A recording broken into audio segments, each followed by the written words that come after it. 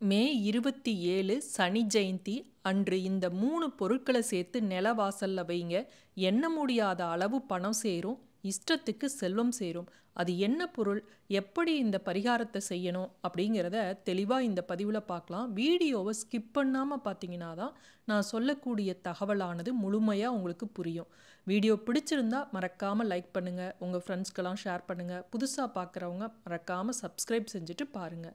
நவ கிரகங்களில் நீதி கர்மாவுக்கு அதிபதியான சனி பகவான் வைகாசி மாதம் அமாவாசை நாளில் ரோஹிணி நட்சத்திரத்தில் அவதரித்தார் அப்படின்னு ஜோதிட சாஸ்திரங்களில் சொல்லப்பட்டுள்ளது.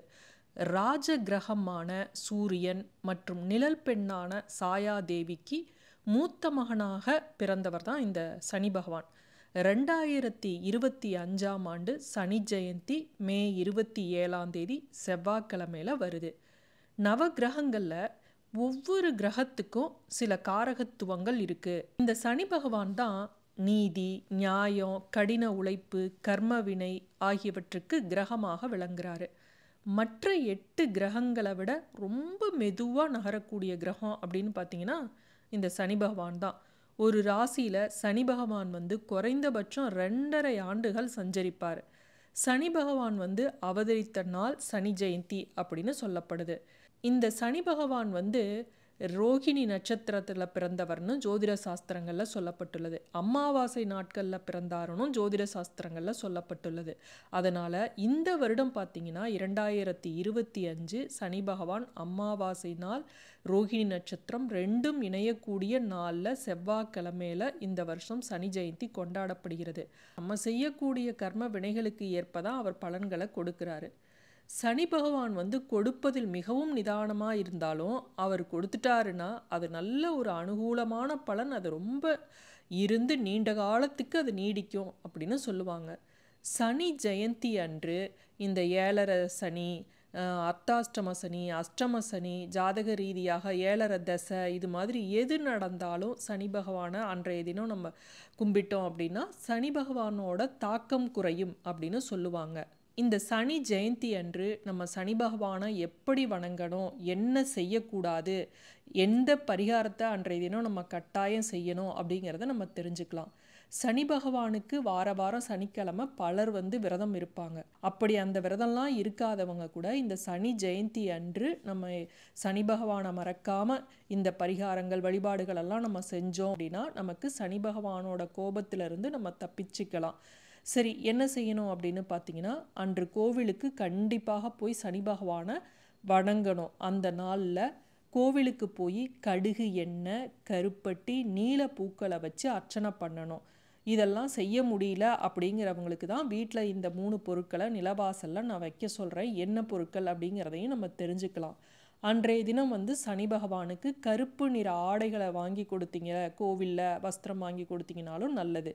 கருப்பு எள், உளுந்தம்பருப்பு, இரும்பு, இது மாதிரி பொருட்களை நீங்கள் வாங்கி கொடுக்கலாம். ஏழைகளுக்கு காலணிகள், குடை, விசிறி இதெல்லாம் தானமாக நீங்கள் கொடுக்கலாம். அந்த சனி ஜெயந்தி அன்று நம்ம தவறுதலாக கூட எதை செய்யக்கூடாதுன்னு தெரிஞ்சு வச்சுருக்கணும். சனி பகவானை வழிபடும் போது செப்பு பாத்திரங்கள் இருக்கு இல்லையா, அதை அன்றைய தினம் கண்டிப்பாக பயன்படுத்தாதீங்க. தாமிரம் உண்மையில பார்த்தீங்கன்னா சூரியனோடு தொடர்புடையது. சூரியனுக்கும் சனிக்கும் பகைமை உறவு உள்ளது. இருவரும் தந்தையும் மகனும் இருந்தாலும் அவங்க வழிபாட்டின் போது, சனி பகவானோட வழிபாட்டின் போது செப்பு பாத்திரங்களை, செம்பு பாத்திரங்களை நம்ம பயன்படுத்தக்கூடாது. அதே போல சனி பகவானோட நேராக அந்த சிலைக்கு நேராக நின்று நம்ம பார்த்து கும்பிடக்கூடாது. இது எல்லாருக்குமே நமக்கு தெரியும். நம்ம ஒரு பக்கமாக ஓரமாக ஒதுங்கி அந்த சனி பகவானை பார்க்கும்போது நம்ம மேற்கு நோக்கி நம்ம முகம் இருக்கணும். சனி ஜெயந்தி அன்று இரும்பு, உப்பு, எண்ணெய் இதெல்லாம் நம்ம வாங்கக்கூடாது. தானம் செய்யணும்னு நினச்சிங்கன்னா ஒரு நாள் முன்னதாகவே வீட்டில் வாங்கி வைங்க, அன்னைக்கு வாங்காதீங்க.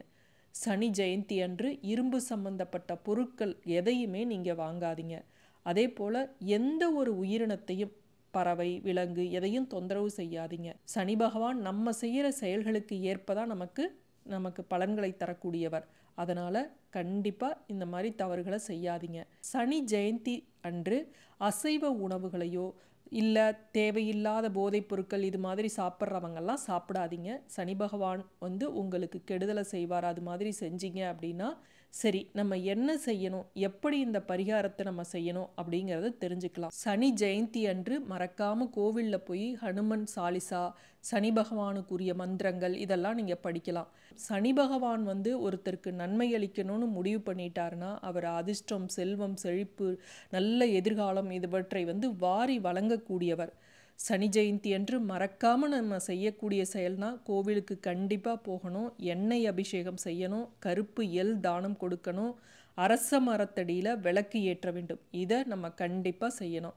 சரி, வீட்டில் அன்றைய தினம் நம்ம என்ன செய்யணும் அப்படிங்கிறத நம்ம தெரிஞ்சுக்கலாம். நான் 27ஆம் தேதி அமாவாசை திதி வருதுன்னு சொன்னேன் இல்லையா, மொதல் நாளே 26ஆம் தேதியே அமாவாசை காலை 11:30 மணிக்கு அமாவாசை திதி ஆரம்பித்து அக்யூரேட்டாக சொல்லணும்னா அடுத்த நாள் காலையில் 9:09 வரையும் இருக்குது. ஆனால் ரோகிணி நட்சத்திரம் பார்த்திங்கன்னா 27ஆம் தேதி காலையில் 6 மணிக்கு மேலே தான் ஆரம்பிக்குது. சனி ஜெயந்தி அப்படிங்கிறதே இந்த அமாவாசையும் ரோகிணி நட்சத்திரமும் இணையக்கூடிய நாளில் செய்கிறது தான் ரொம்ப சிறப்பு. அதனால் நீங்கள் என்ன பண்ணணும், காலையில் 6:02க்கு மேலே தான் ரோகிணி நட்சத்திரம் ஆரம்பிக்குது. அப்போ அதற்கு மேலே நீங்கள் வந்து இந்த பரிகாரத்தை செய்யணும். யமகண்டம் பார்த்திங்கன்னா 9 to 10:30, அதனால் 9 மணிக்கு மேலே நம்ம செய்யக்கூடாது. ராவுகாலம் பார்த்திங்கன்னா 3 to 4:30.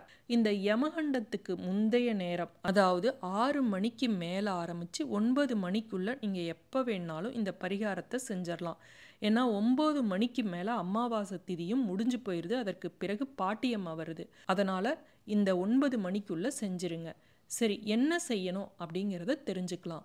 முதல்ல ஒரு சில்வர் தட்டோ, இல்லை தட்டு வேண்டாம் அதெல்லாம் வைக்க உங்களுக்கு நிலவாசலில் விருப்பம் இல்லை அப்படின்னா இது மாதிரி ஒரு அகல் விளக்கை எடுத்துக்கலாம். இந்த அகல் விளக்கில் கருப்பட்டி இருக்கு இல்லையா, அதை நல்லா பவுட்ரு பண்ணி கொஞ்சம் எடுத்துக்குங்க. சில பரிகாரங்களில் வெல்லம் இல்லைன்னா நாட்டு சர்க்கரை போட்டுக்கலாம், நாட்டு சர்க்கரை இல்லைன்னா சர்க்கரை போட்டுக்கலான்னு சொல்லுவோம். ஆனால் இதுக்கு வந்து கருப்பட்டி தான் நீங்கள் பயன்படுத்தணும். கருப்பட்டியை கொஞ்சம் பவுட்ரு பண்ணி எடுத்து வச்சுக்குங்க. அதோட எள் இருக்கு இல்லையா, கருப்பு எள் தான் எடுக்கணும். இந்த கருப்பு எள்ளை கொஞ்சம் வச்சுக்குங்க. அடுத்து பச்சரிசியை மாவா பண்ணி கொஞ்சம் போட்டு வச்சுக்குங்க. இந்த 3ஐயும் கலந்து உங்கள் பூஜை அறையில் உங்களுடைய குலதெய்வத்தையும் இஷ்ட தெய்வத்தையும் முருகனையும் வணங்கி விட்டு, ஏன்னா செவ்வாய்க்கிழமை இல்லையா, அதனால் முருகனை மறக்காமல் வணங்கி விட்டு, அடுத்து சனி பகவானை வணங்கிட்டு எனக்கு வரக்கூடிய கஷ்டங்கள்ல இருந்து என்னை காப்பாற்றுன்னு சொல்லி சனி பகவான்கிட்ட வேண்டிக்கிட்டு அந்த 3 பொருளையும் நிலவாசலில் வைக்கிறதுக்கு முன்னாடி இங்கே சாமி படத்துக்கிட்ட இப்படி வைக்கணும். வச்சுட்டு இரவு படுக்க போகிறீங்க இல்லையா, அப்போ அதை 3 பொருளையும் கொண்டுட்டு போய் நிலவாசலில் வெளியே வச்சுட்டு படுத்துருங்க.